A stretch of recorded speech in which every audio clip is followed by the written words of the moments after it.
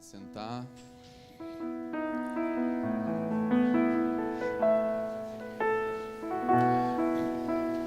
Normalmente no domingo à noite, no verão, eu olhava para as pessoas e via um monte de rosto queimado. Mas não tem sol, né? A praia não tá para sol. Tá pro edredom, né? Top. Amém, queridos. Boa noite a todos, amém? A todos bem-vindos. Hoje pela manhã nós tivemos um tempo de ceia aqui. Foi muito gostoso, muito bom. O Senhor ministrou o nosso coração. E eu acredito que não será muito diferente hoje à noite aqui, amém? Porque é o mesmo Jesus, né? Eu sempre falo que Jesus não muda, nós mudamos. Mas eu não via Jesus dessa maneira, que você cresceu, agora você está enxergando ele diferente. E à medida que a gente cresce, a gente enxerga ele maior. Ele vai se tornando cada vez maior para nós. E a gente vai buscando cada vez mais ter esse amor que foi ministrado aqui, tanto nas canções quanto na abertura do culto. Eu quero dar os parabéns aos maridos aí, declarando seus amores. Todos eles, né? Declarando o amor para suas esposas. Parabéns, isso mesmo. Homem que é homem declara o seu amor para sua esposa. Isso aí. Parabéns.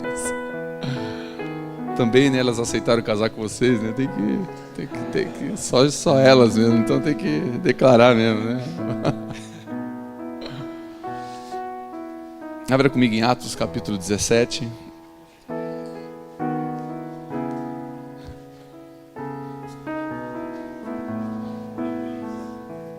Atos 17, o título da mensagem de hoje é Jesus Desconhecido. Jesus desconhecido. Jesus desconhecido. Como diz aquela canção, eu estou amando alguém que eu não conheço, mas eu estou buscando conhecê-lo.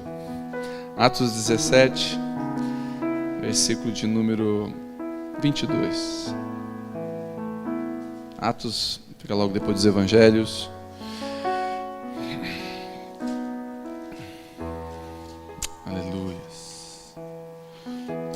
Versículo 22, 17, 22, diz assim: Sendo assim, Paulo levantou-se no meio da reunião e discursou: Caros atenienses, percebo que sob todos os aspectos vocês são muitíssimo religiosos, pois caminhando pela cidade observei os seus objetos de adoração e encontrei até um altar com a inscrição: ao Deus desconhecido. Ora, pois, é exatamente esse a quem cultuais, sem conhecer, que eu vos apresento. Espírito Santo, traga um entendimento para nós, distribua essa palavra conforme lhe apraz. Pega na tua mão, multiplica igual o Senhor fez com os pães lá, e que a gente possa comer bastante, sobrar cesto para dar para alguém ainda, em nome de Jesus, amém? Para a gente entender o contexto aqui, Paulo estava em um lugar onde tinha muitos deuses, em Atenas, um lugar culturalmente muito rico, um lugar de muita inteligência, de muita cultura, de muita informação e de muitos deuses. Eles adoravam tudo. Como na Índia, né? Alguns talvez aqui já sabem que lá eu ouvi falar que tem cerca de 600 mil deuses. Até a vaca é Deus lá, né? Se fizer um churrasco lá de picanhas, que vai preso, né? Então, o que não faltava era deuses para eles. Eles tinham muitos deuses. E Paulo chega nesse lugar e ele fala: olha, eu estava observando, vocês são bem religiosos. Vocês vão na igreja bonitinho. Vocês são sempre assim, né? tudo direitinho, vocês são legal. Ele começou elogiando os atenienses pelo desejo de buscar Deus, né? Olha, vocês são muito legal, eu acho que vocês são religiosos mesmo, bacana, hein? Inclusive achei um espaço ali, tinha um altarzinho vazio e tinha lá, o Deus desconhecido. É esse que eu quero apresentar para vocês, porque vocês estão adorando sem saber, vocês não conhecem, vocês adoram sem conhecer. Vocês, talvez como adorar ídolos de barro, Salmo 115 diz que aqueles que adoram os ídolos de barro são como eles, têm olhos mas não veem, têm mãos mas não tocam, têm pés mas não andam. Então vocês adoram muito Deus, mas vocês também não têm identidade nenhuma. Eu quero apresentar um Deus que vocês não conhecem. E ele começa a apresentar. Muitos conhecem Jesus através da religião, com o filtro da religião. E a religião apresenta um Jesus que lhe convém.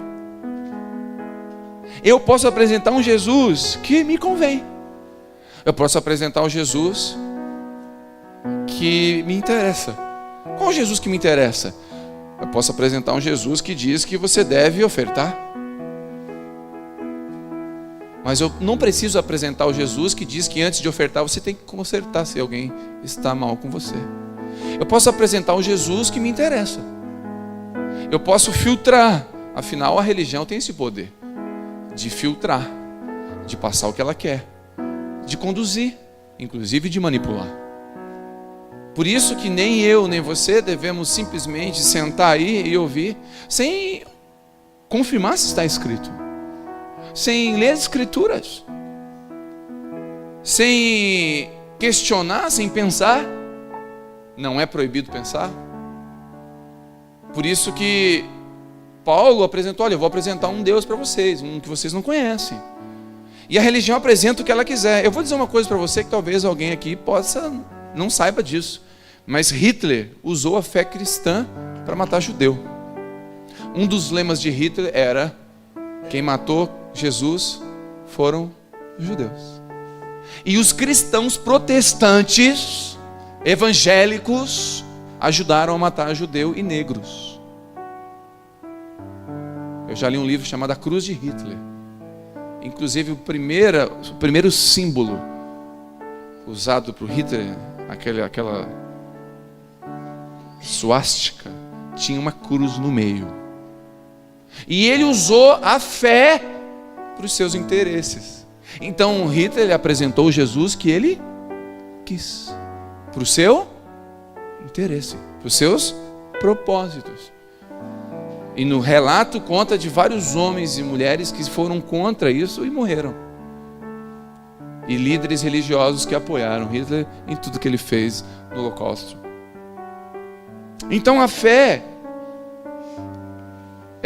a religião tem esse poder de filtrar. E o que Paulo estava querendo dizer: eu vou apresentar um Jesus para vocês, que vocês não conhecem. Eu vou apresentar um Deus que não apresentaram para vocês. Os muçulmanos conhecem Jesus e sabia que o Alcorão cita Jesus, o livro dos muçulmanos, e cita como um dos profetas, um profeta. Jesus é um profeta. Inclusive tem um texto do Alcorão que diz que Jesus é o verbo. O Alcorão cita Jesus. E os muçulmanos conhecem Jesus, mas eles conhecem um Jesus que o islamismo apresenta. Por isso que tem centenas de muçulmanos se convertendo. Sabe por quê? Jesus está aparecendo para eles. Agora, dá uma pesquisadinha. Tem centenas de muçulmanos, inclusive os radicais, se convertendo porque Jesus está aparecendo para eles e falando com eles. Assim como Jesus apareceu para Paulo. Porque Jesus precisa se apresentar exatamente como ele é, e não como o filtro apresenta. Muitos conhecem Jesus como um Jesus morto em uma cruz, em uma história muito legal. Uma vez eu falando do evangelho no meu trabalho, ele falou: cara, Jesus é um cara legal, né? Eu falei: como assim? Legal, um cara inteligente. Jesus, ele tinha umas ideias muito legais, tipo Buda, assim, muito legal. Tá sabendo tudo. E para muitos Jesus é aquela historinha, morreu na cruz, é o Deus dos cristãos. Não conhece Jesus. Para eles Jesus é um cara legal. Uma história muito legal. Muitos veem Jesus com a possibilidade de enriquecer, pois alguém está ensinando que é assim. E muitos vão para as igrejas pensando que vão ficar ricos, que vão ganhar um Evoque. Eu vi um testemunho que eu passei vergonha, mas tudo bem, pula. E Jesus apresentado é um Jesus que você vai lá, leva todo o seu dinheiro num sacrifício, e Jesus vai te dar o que você quer, financeiramente falando. E esse é o Jesus apresentado, queridos. E se esse Jesus é apresentado, pessoas vão crer nesse Jesus. E aí a gente pode dizer, mas o povo idiota. Não, mas está sendo apresentado. E o povo quer Deus. São sinceramente enganados, honestamente enganados. O coração deles querem Deus. Acham que aquilo ali é a forma de vencer a vida. E como é apresentado Jesus vai definir como eu vou caminhar com Jesus. Porque Jesus é um Deus que prospera também. É um Deus que cuida dos seus, que dá o alimento diário. Ele é um Jesus que também cuida de todas as esferas, dessa também. Mas eu posso apresentar só essa esfera. Eu posso apresentar um Jesus salvador, Jesus vai te salvar, e não apresentar um Jesus que é Senhor. Mas Ele é salvador? Sim ou não? Mas Ele é Senhor? Sim ou não? E se Ele é Senhor, nós somos súditos. Se somos súditos, nós obedecemos. Então não é só o Salvador, é o Senhor. Que merece ser amado. E fala na sua lei, ama o teu Deus. O próprio Deus falando. Não é que Jesus está carente, lá no céu tristinho, dizendo, alguém me adora. Não é isso. É que Ele sabe que na medida que nós o adorarmos, nós vamos ficar mais parecidos com Ele. À medida que nós buscarmos Ele, nós vamos ficar mais parecidos com Ele. À medida que nós nos aproximarmos de Jesus, mais ruim a gente vê que a gente é. É assim que funciona. Eu posso perguntar para você se você está limpo aqui agora. Diego, você está limpo? Estou. Nico, está limpo? Tomaram um banho, né? Está todo mundo de banho tomado. Não vou perguntar quem não tomou banho, para não envergonhar ninguém. Está todo mundo aqui cheiroso, bonito, beleza? Está todo mundo limpo. Para esse ambiente está todo mundo limpo. Mas se nós entrarmos num laboratório de análises específicas, onde você entra com aquela roupa assim, tipo de astronauta, que não pode ter nenhum contato com nenhuma bactéria, com nenhum. Você está limpo ou você está sujo? Você está sujo, mas você está limpo. Porque na medida que nós nos aproximamos de Jesus, nós percebemos como sujos nós somos. Porque Ele é puro. Então as pessoas acham, eu estou cada vez mais vendo que eu sou um pecador. Você está se aproximando de Jesus. Uau! E a pessoa diz, não, cara, olha, cada vez que passa eu percebo como eu sou bom. Você está se afastando de Jesus. À medida que você se aproxima de Jesus, você cada vez mais observa uma coisa chamada graça. Graça.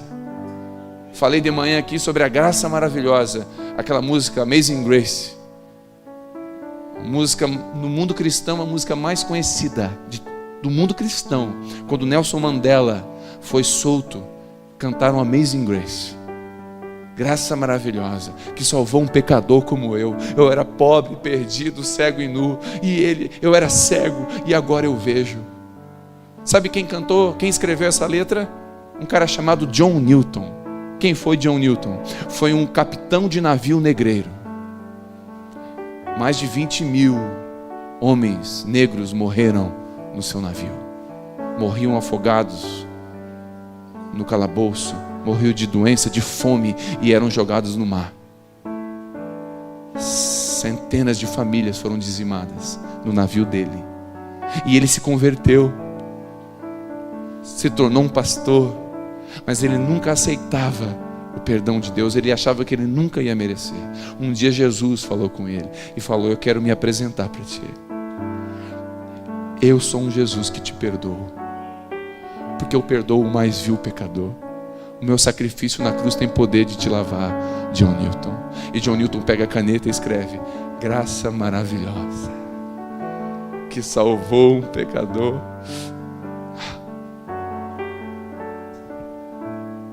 como eu. É esse Jesus que eu quero conhecer, que eu quero apresentar.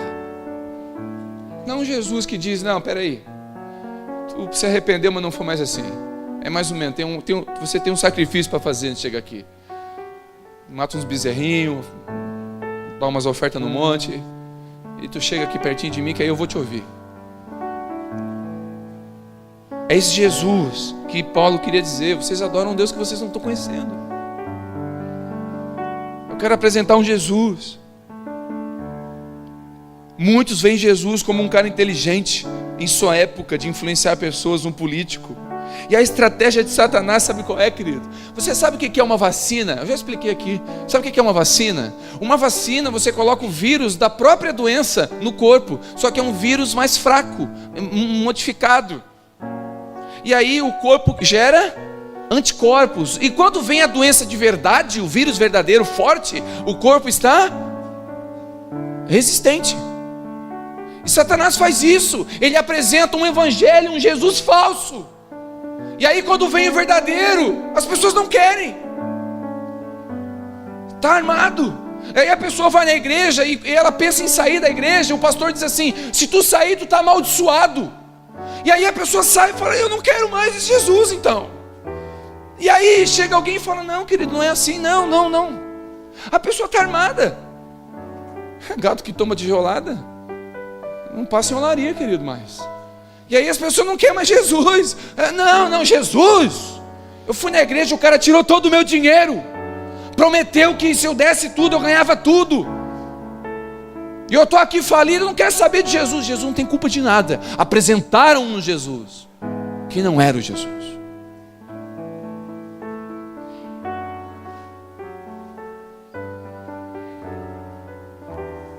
A única maneira de anunciarmos Jesus de forma fiel e mais próxima do verdadeiro possível de quem Ele é quando nós temos uma experiência de encontro com Ele, o Jesus ressurreto. Sabe por que Paulo tinha autoridade para dizer, eu vou apresentar para vocês um Deus que vocês não conhecem? Porque Paulo estava caminhando em direção ao seu propósito. Paulo estava lá com o seu sonho, estava lá com o seu projeto, estava lá indo matar cristão. Paulo estava lá feliz da vida, um homem até legal, um homem bonzinho. Não matava, não bebia e não cheirava. Politicamente correto. Mas se achava o bom, estava muito longe de Jesus. Aí Jesus derruba Paulo, deixa Paulo 3 dias cego, leva Paulo pela mão, cura Paulo. Paulo tem uma experiência com Jesus vivo. Não o Jesus da cruz pendurado, o Jesus vivo. E Jesus vivo se apresenta para Jesus, e agora Paulo pode falar de Jesus. Sabe por que muitos de nós não temos coragem e muitas vezes não conseguimos expressar Jesus? Porque nós não temos uma experiência com Jesus ressurreto. Nós tivemos uma experiência com a religião, nós tivemos uma experiência com qualquer coisa, nós tivemos uma experiência com a música, com a emoção, mas não com Jesus. Eu vou dizer, eu não tenho problema com emoção, com música, porque se tocar música eu choro mesmo. Deus pode me tocar na minha alma, porque a minha alma também é dele. Amém? Amém? Não tem problema, deixa ele tocar na tua alma, mas não ande na alma, ande no espírito.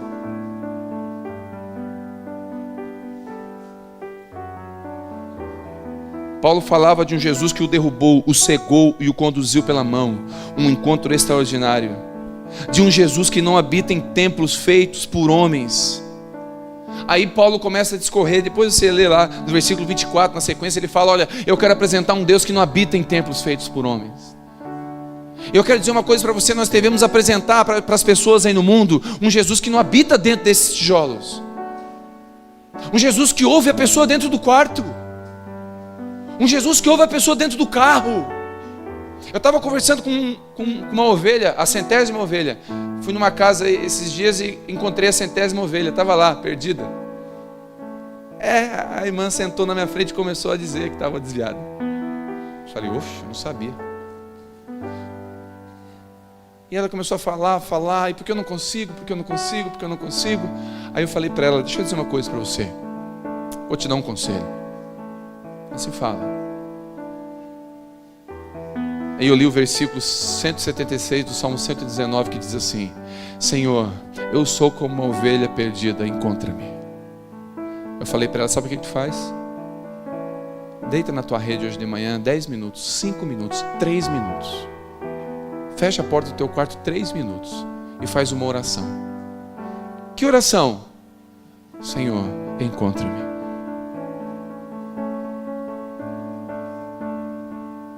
Porque eu não consigo voltar. Eu falei para ela, eu quero te apresentar um Jesus que aceita a sinceridade e prefere a sinceridade. Não diz para ele, eu consigo, eu estou voltando. Diz para ele, eu não consigo, me leva de volta.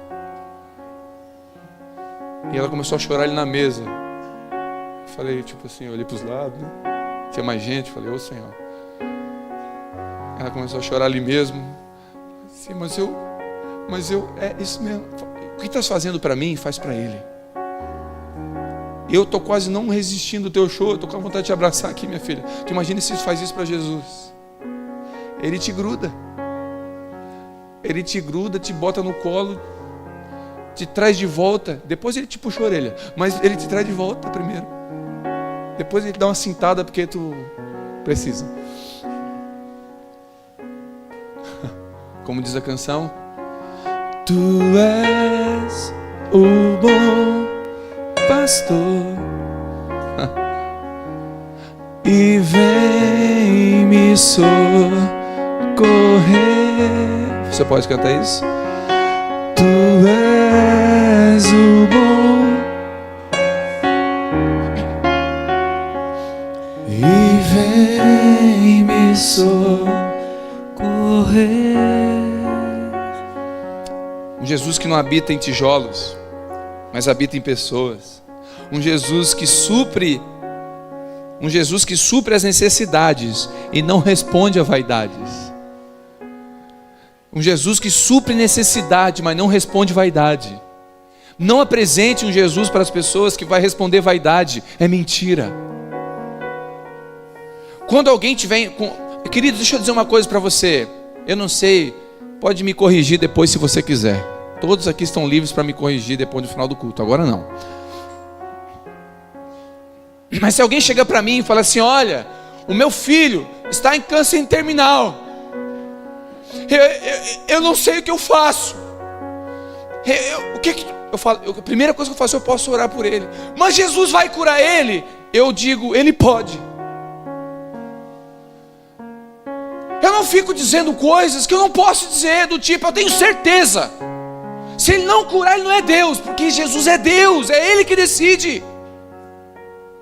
E se eu disser para a pessoa, Ele é Deus, eu vou orar, Ele vai curar, e se morre, eu usei o nome de Deus. E tem um monte de gente por aí frustrada, porque em nome de Deus prometeram coisas. Você tem que orar até pelo defunto de 7 dias, se for preciso. Mas se vai levantar, é propósito eterno. Não prometa coisa em nome de Deus que Deus não prometeu.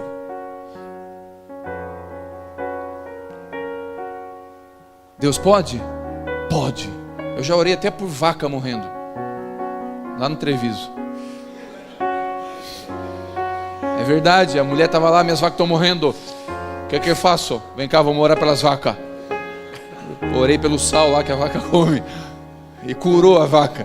Acredite se é? Oxi. Eu oro, não tem problema não. Mas quem faz é Deus. Querido, se você orar e acontecer, sabe o que você faz? Glória a Deus. E se não acontecer? Glória a Deus. Deus é o mesmo Deus do vale e é o Deus da montanha. Um Jesus que supre necessidade, não responde vaidades. Um Deus que determina, que não obedece determinação dos homens, que estabelece e derruba quem e quando quer e tem o poder em suas mãos. Nós temos que apresentar um Jesus que não obedece a gente, mas que manda. Eu determino, querido, cuidado, ensina, apresenta um Jesus que ora assim, ó. Eu não sei você, mas Jesus estava na cruz e fez uma oração. Lá no Getsemane ele fez uma oração. Pai, o negócio está tenso aqui, a versão atualizada. O negócio está tenso aqui, não está bom o negócio, não está dando onda, eu não vou aguentar o negócio. Senhor, afasta de mim esse negócio. O cálice está difícil. Mas Jesus não para aí na oração, querido. Ele continua: Senhor, mas seja feita, Pai, a tua vontade. Porque a vontade de Deus é boa, perfeita e agradável. E a nossa vontade é confusa. Eu provo que é confusa. Quantas coisas você achou que era de Deus? Era de Deus, e agora você diz não era. Porque aos olhos do homem, diz Provérbios, todo caminho parece bom.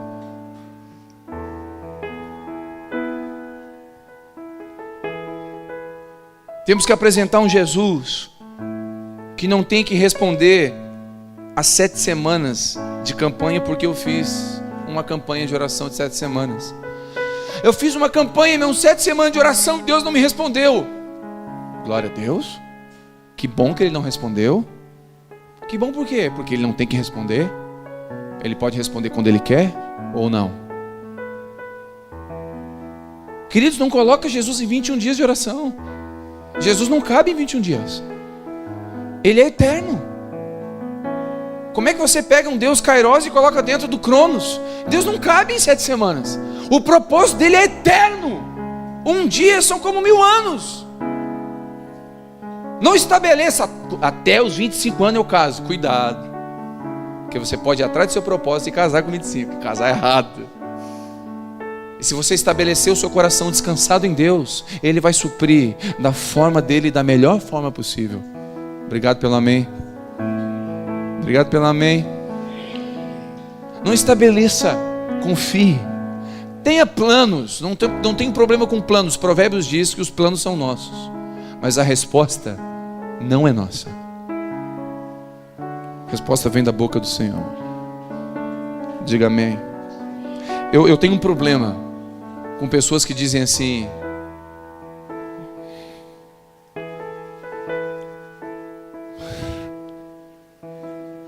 eu senti no coração, irmão. Senti de fazer tal coisa. Eu normalmente mando para o cardiologista. Eu tenho um problema com gente que sente no coração muito. Uma vez um cara chegou para mim e falou assim: Thelmo, achei a minha esposa. Falei: uau, Beverly Hills? Achou tua esposa? Foi legal. Ah, que legal, cara. Nós estávamos orando, eu e o cara, com o propósito de Deus estabelecer isso na vida dele e tal. Ele achei minha esposa. Ele foi em São Paulo com uma conferência, um negócio, e voltou com a esposa. Voltou com a esposa no coração, pelo menos, né? Falei com ela e a gente se alinhou demais. E é de Deus, eu senti, é de Deus. Deus falou comigo. Falei: opa, outline edifice.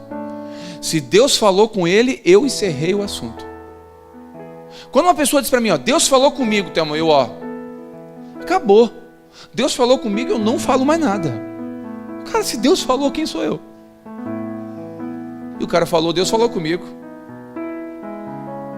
Eu falei: Deus falou contigo? É? Tá bom. Passou 2 semanas, ele me chamou: Thelma, lembra aquela moça? Eu falei: sim. Não deu certo. Como assim não deu certo? Ela saiu com outro lá.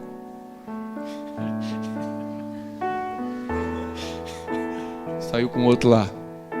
Mas Deus não tinha te falado? Não, é que, escuta aqui, nunca mais fala Deus me falou. Porque a tua alma está querendo casar. Porque tu quer alguma coisa. Porque o teu coração está latejando. Porque você está querendo uma coisa. É verdade, né? Aí passou uns 3 meses, ele tem amor. Foi. Estou gostando de uma moça. E aí? Não, Deus não falou nada. Não, Deus não me disse nada. Eu só estou dizendo, meu coração está assim. Falei: ah, que bom, vamos conversar então? Vamos.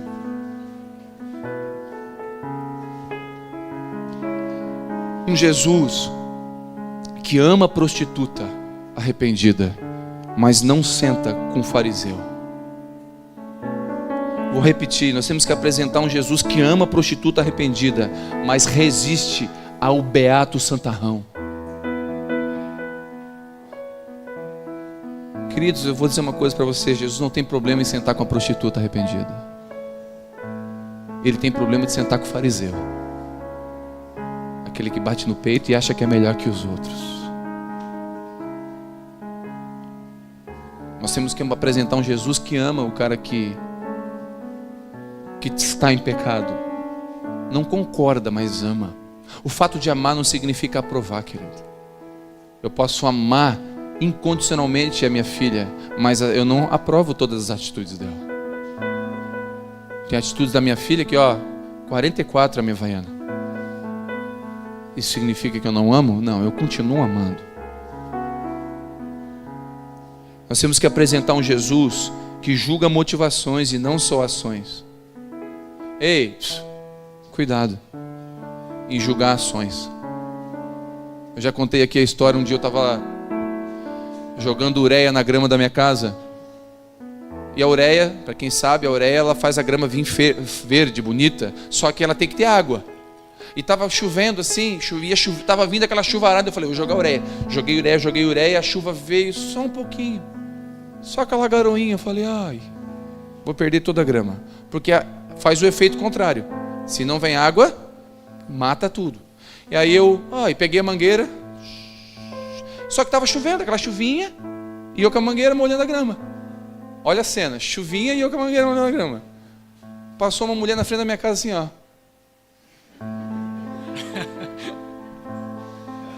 Eu olhei para ela e falei, tá me julgando. Tá me achando que eu sou retardado, né? Molhando a grama em dia de chuva. Tu não sabe da história. Eu vou dizer uma coisa para você: nunca critique alguém que está passando uma situação difícil. Você não está na pele dela. Nunca critique alguém que está sofrendo na frente de batalha, se você não quer estar lá na trincheira junto com ele. Nunca critique alguém que está tentando fazer o certo, se você não quer pegar a enxada e ajudar. Cuidado, porque o meu Jesus não julga ações, julga motivações. E eu vou dizer, de boa intenção o inferno está cheio. É mentira. De boa intenção o céu está cheio. O inferno está cheio de boas ações com más intenções.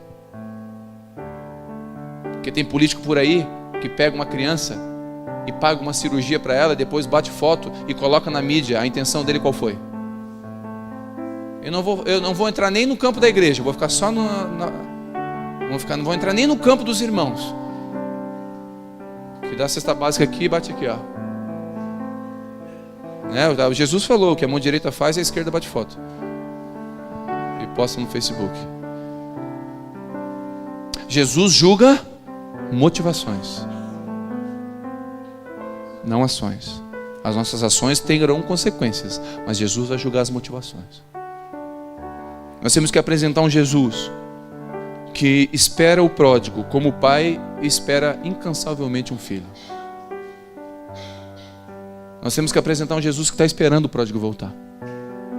Eu falei ontem lá na Igreja do Evangelho Quadrangular, no Arroio de Silva.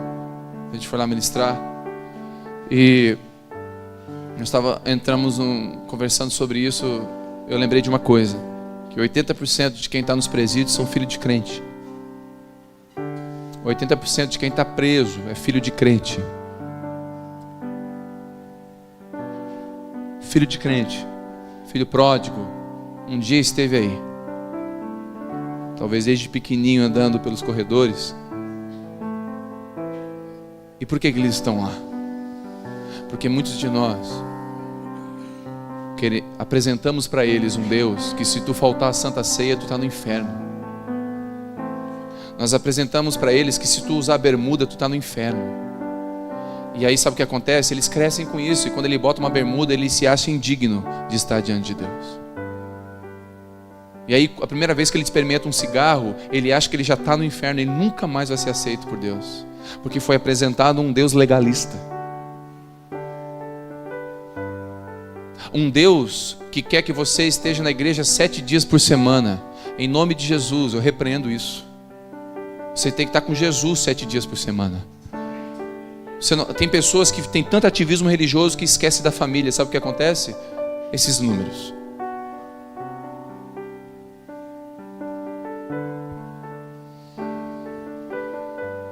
Um Jesus que não busca servos, mas busca amigos. Jesus não quer o seu trabalho, Ele quer você. Se Ele tiver você, depois você pode servir com o seu dom. Um Jesus que te ouve e fala com você enquanto você joga futebol, enquanto você corta grama. Um Jesus que não se limita a um lugar. Um Jesus que fala com você aonde Ele quer, a hora que Ele quer e usa quem Ele quer. Amém? Deus usou a mula. Quantos lembram disso na Bíblia? Deus usou a mula, querido. Então Deus usa quem quer. Ele usa quem quer e fala com como quiser com você.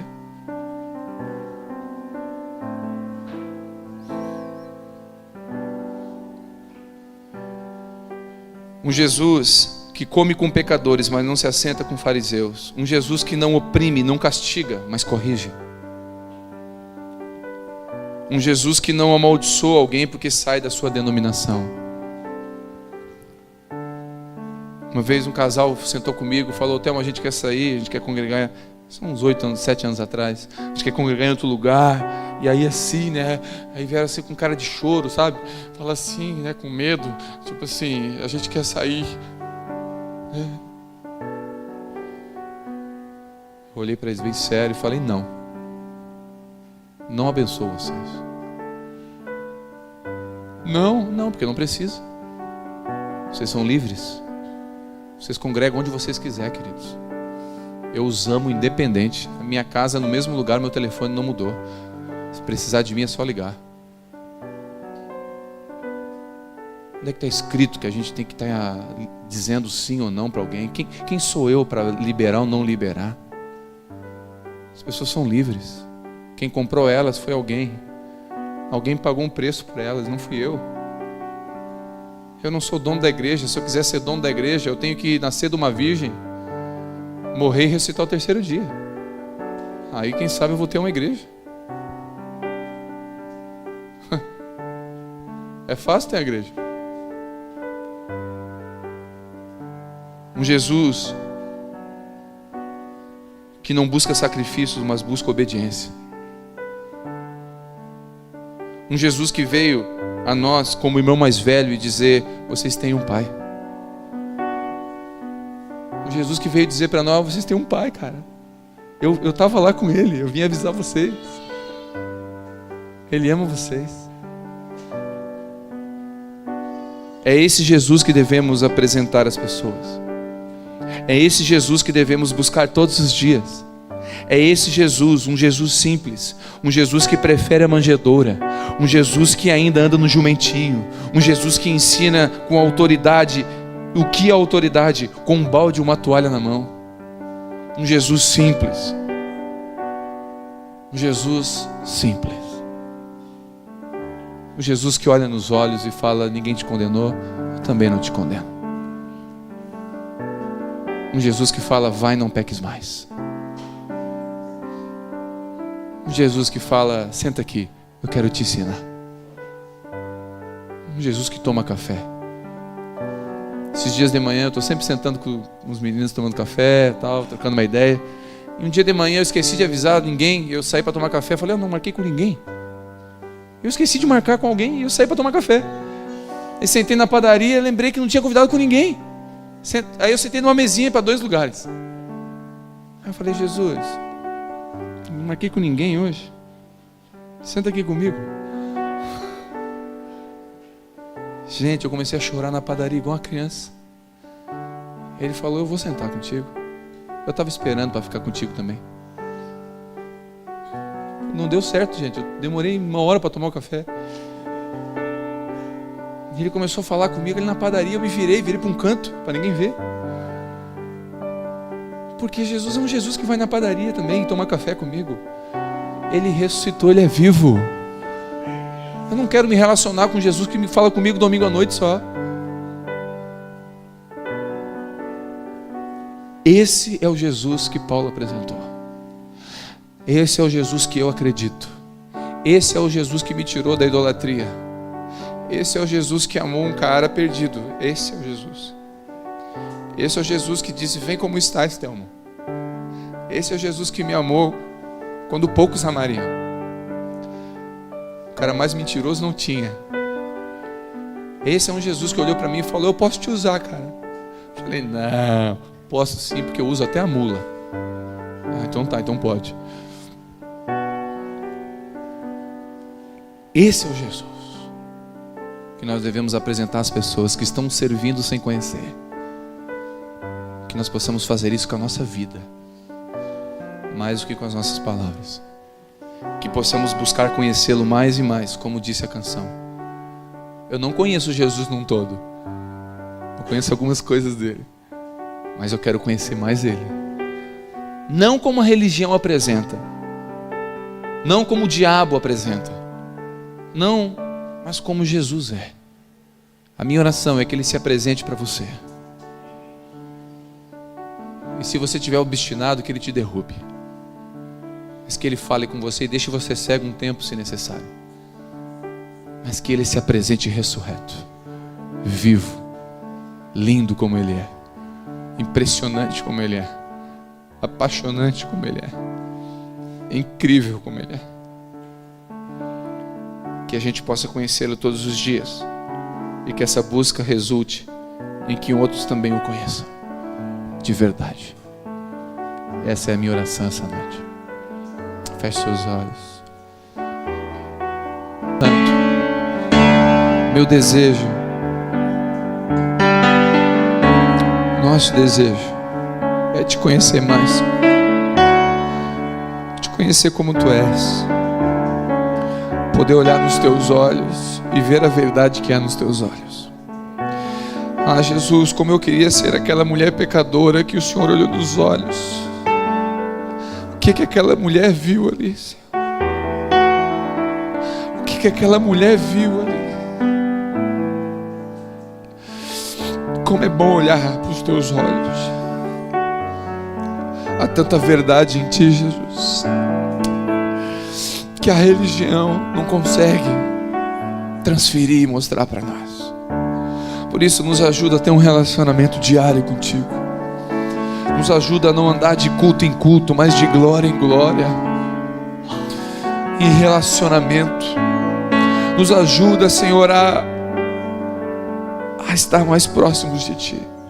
Eu sei que isso vai fazer com que a gente perceba o quão falha a gente é, mas isso vai nos aproximar da tua graça, do teu amor, e a gente vai te amar mais. E quem te conhece te ama cada vez mais, e na medida que te conhece, te ama cada vez mais. Pai, que possa cair dos olhos de muitos a venda, as escamas que coisas, religião, pessoas plantaram. Que pessoas que estão aqui sejam curadas de palavras de maldição, que sejam curadas de palavras malditas, de promessas que Deus não fez. Mostra, revela-te a nós, assim como tu se revelou para aquela mulher pecadora que estava lá no poço tirando água, e o Senhor disse: eu sou este que vos fala, eu sou o profeta, eu sou o Messias. E aquela mulher foi curada e pôde curar uma cidade toda. Que a gente possa ter essa revelação, pegando água num poço, ao meio-dia, com vergonha. Muitos de nós aqui estamos com vergonha de olhar nos teus olhos, mas eu abençoo cada um dos meus irmãos aqui, para que possa levantar os olhos e olhar nos olhos dele, e os olhos dele vão dizer: eu te amo, eu te conheço, eu te perdoo.